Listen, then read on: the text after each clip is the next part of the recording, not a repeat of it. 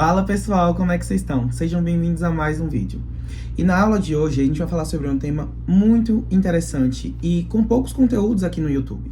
A gente vai falar sobre ação penal, mais especificamente a ação penal privada. Vamos lá.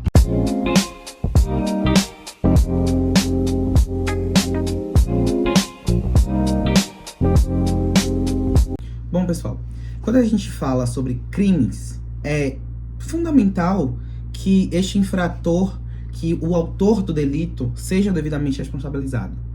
Contudo, vivemos em um Estado democrático de direito. E no Estado democrático de direito existem princípios constitucionais fundamentais, como devido processo legal, contraditório e ampla defesa, que garantem que o Estado não vá simplesmente sair distribuindo penas sem mais nem menos. É necessário que haja um mecanismo que garanta ao acusado a chance de se defender. Pois às vezes a pessoa pode ser inocente e está enfrentando acusações que colocam em risco o seu patrimônio e a sua liberdade. E para chegar numa verdade e aplicar uma pena justa, o Estado ele se vale da ação penal, que é justamente essa sequência de etapas legais e procedimentos judiciais que vão garantir a aplicação de uma pena ideal, uma pena justa. Contudo, no Brasil, a ação penal ela não se resume apenas a uma única forma, mas temos duas categorias principais: a ação penal pública e a ação penal privada. A ação penal pública, que não é o nosso foco da aula de hoje, mas só para dar um contexto, a ação penal pública ela recebe esse nome pois tem como autor um órgão público, que nesse caso é o Ministério Público, o famoso MP, representado pelos seus promotores de justiça. Mas do outro lado da moeda, a gente tem a ação penal privada, que ela recebe esse nome, pois tem como titular o próprio ofendido ou um representante legal. Eu vou abrir um slide para que a gente possa visualizar junto e fazer algumas anotações. Vamos lá, slide na tela. Como eu havia dito a vocês, a ação penal privada, ela recebe esse título justamente porque a titularidade ela pertence ao próprio ofendido e não ao Ministério Público. E se aplica em lesões de caráter íntimo ou individual. Crimes contra a honra, por exemplo. Calúnia, difamação. E a base legal da ação penal privada, ela está no Código Penal, no artigo 100, parágrafo 2º, e nos artigos 30 e 41 do Código de Processo Penal, o CPP. No que vale da natureza jurídica, a gente percebe que o monopólio da jurisdição ele vai permanecer intacto nesse caso. E o MP ele só vai atuar como fiscal da lei mesmo.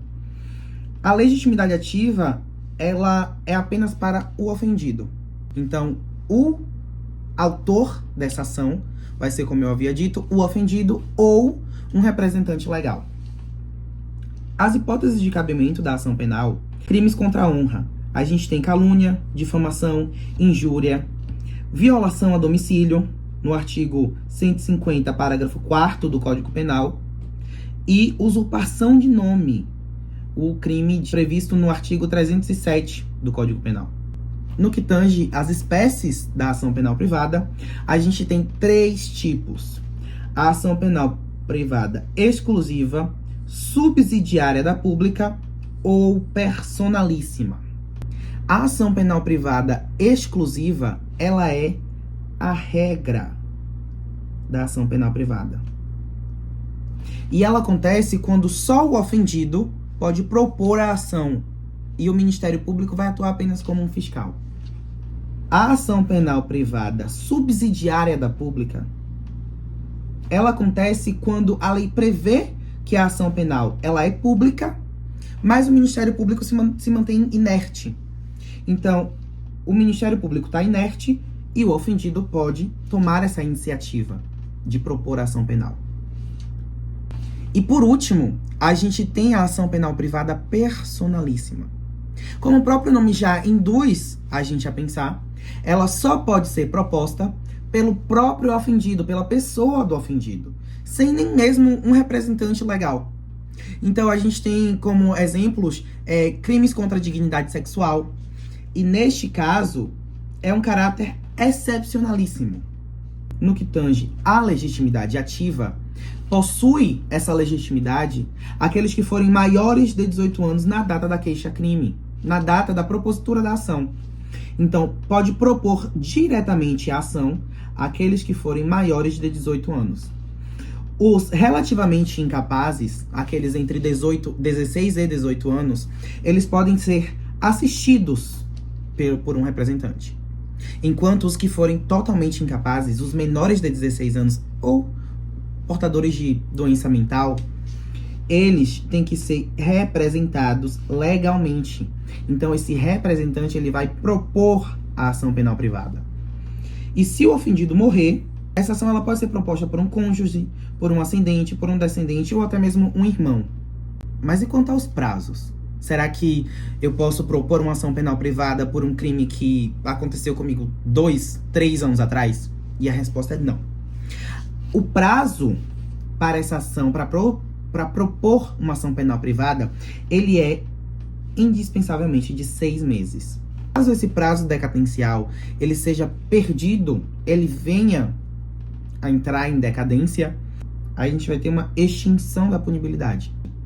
Então, o autor do delito, ele não vai mais poder ser punido por nada, responsabilizado por crime algum.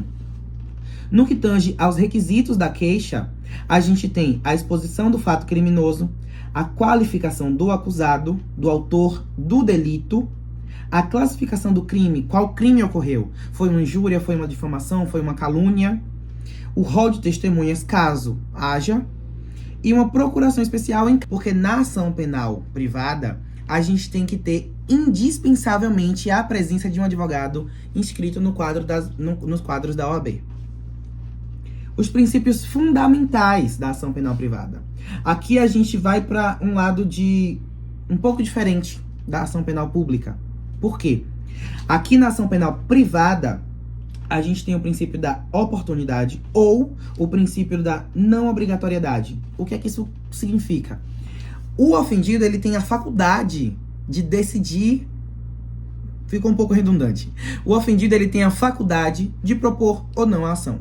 Então, cabe indispensavelmente à pessoa do ofendido escolher se ele quer ou não entrar com uma ação, propor uma ação penal.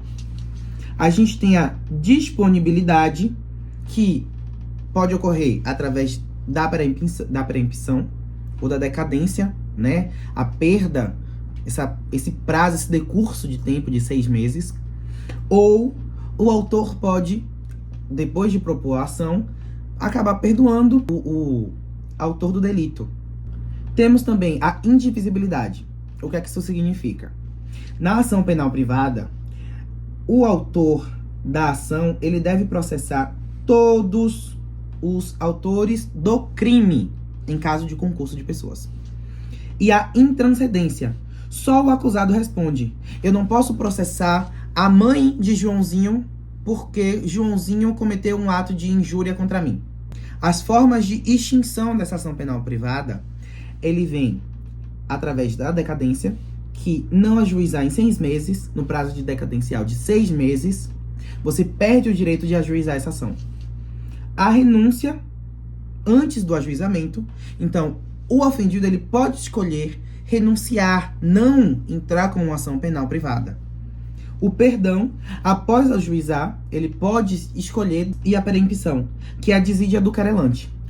E para que vocês não venham a confundir em alguma questão a ação penal privada e a ação penal pública, a gente vai fazer um quadrozinho aqui bem básico, diferenciando esses dois tipos de ação penal. A ação penal pública, ela é regida pelo princípio da obrigatoriedade, enquanto a ação penal privada, ela é regida pelo princípio da oportunidade ou conveniência. A ação penal pública, a gente tem a indisponibilidade, e na ação penal privada, a gente tem a disponibilidade. E por último, em caso de concurso de pessoas, a ação penal pública, ela é regida pelo princípio da divisibilidade. E a ação penal tem o princípio da indivisibilidade. Uma vez proposta a ação, você deve propor contra todos autores do ato ilícito. E com isso, pessoal, a gente encerra a nossa aula de hoje. Espero que não tenha restado nenhuma dúvida, mas caso haja, não hesitem em colocar aqui nos comentários. Eu vou estar respondendo todos vocês. Vou deixar na descrição do vídeo um link com um PDF bem explicado sobre esse assunto para que vocês possam estudar eventualmente. E é isso, eu espero que vocês tenham gostado. Se vocês gostaram, por favor, deixem um like, se inscrevam que vem muito mais conteúdo por aí. Tchau, tchau!